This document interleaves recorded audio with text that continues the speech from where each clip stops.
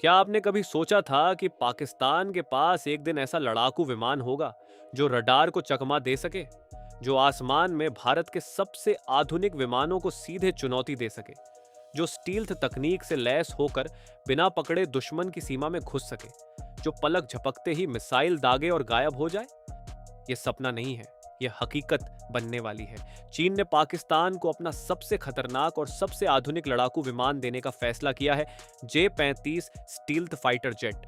और इस एक फैसले ने पूरे दक्षिण एशिया का समीकरण बदल दिया है। इस एक फैसले ने भारत के सामने एक ऐसी चुनौती खड़ी कर दी है जिसे नजरअंदाज करना संभव नहीं है। नमस्कार दोस्तों, स्वागत है आपका हमारे चैनल में।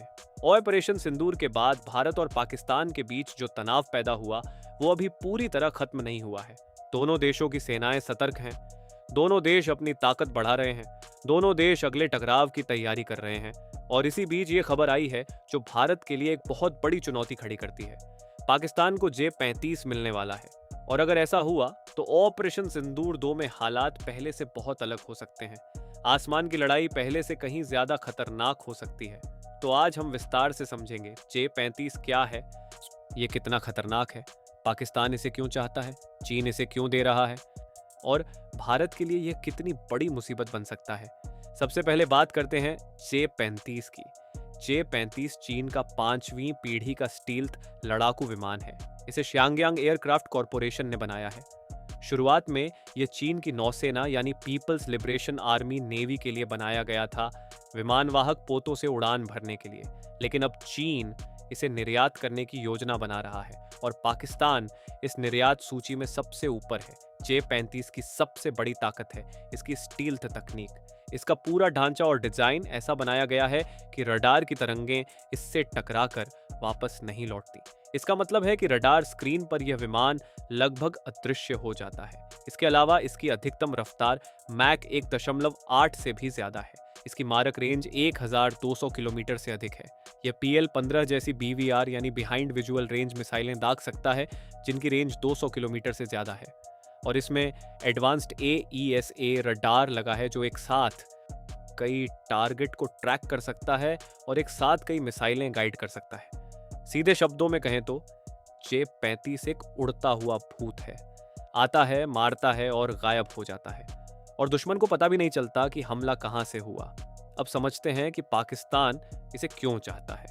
ऑपरेशन सिंदूर में पाकिस्तान को बहुत बड़ा और बहुत शर्मनाक झटका लगा। भारत के राफेल, तेजस और Su-30MKI विमानों ने पाकिस्तान की वायुसेना को बुरी तरह मात दी।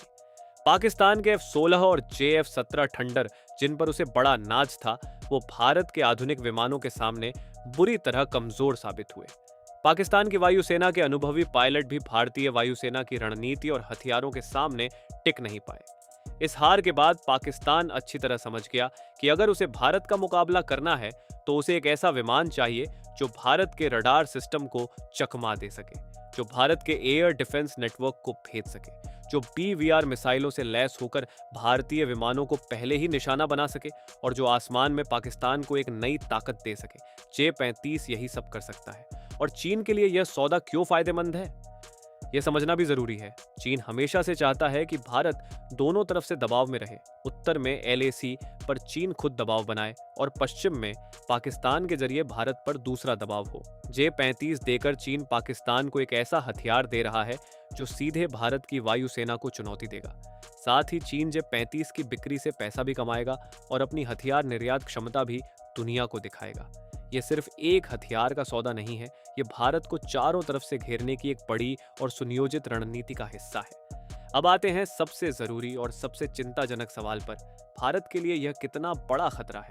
पहली मुश्किल है स्टील्थ का खतरा। J-35 भारत के मौजूदा रडार सिस्टम को चकमा दे सकता है।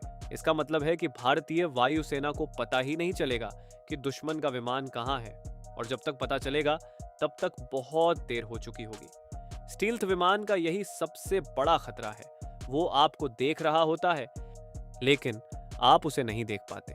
दूसरी मुश्किल है BVR मिसाइलों का खतरा।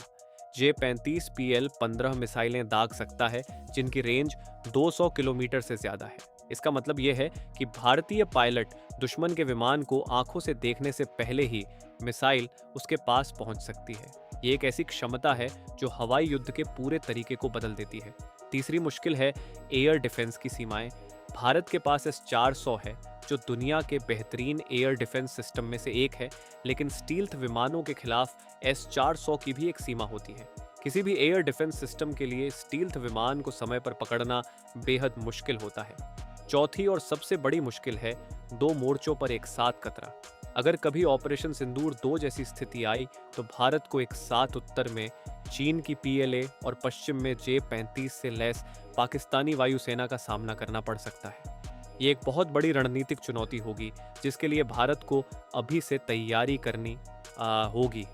लेकिन दोस्तों, भारत हाथ पर हाथ धरे बैठा नहीं है। भारत का AMCA यानी एडवांस्ड मीडियम कॉम्बैट एयरक्राफ्ट, जो एक पूर्ण 5वीं पीढ़ी का स्वदेशी स्टील्थ विमान होगा, 2034 तक तैयार होने की उम्मीद है। जब AMCA आएगा तो J-35 को सीधे और बराबरी की टक्कर मिलेगी। इसके अलावा भारत राफेल F-5 के 114 विमान खरीदने की दिशा में तेजी से आगे बढ़ रहा है, जो पहले के राफेल से और भी ज्यादा एडवांस्ड और घातक होंगे।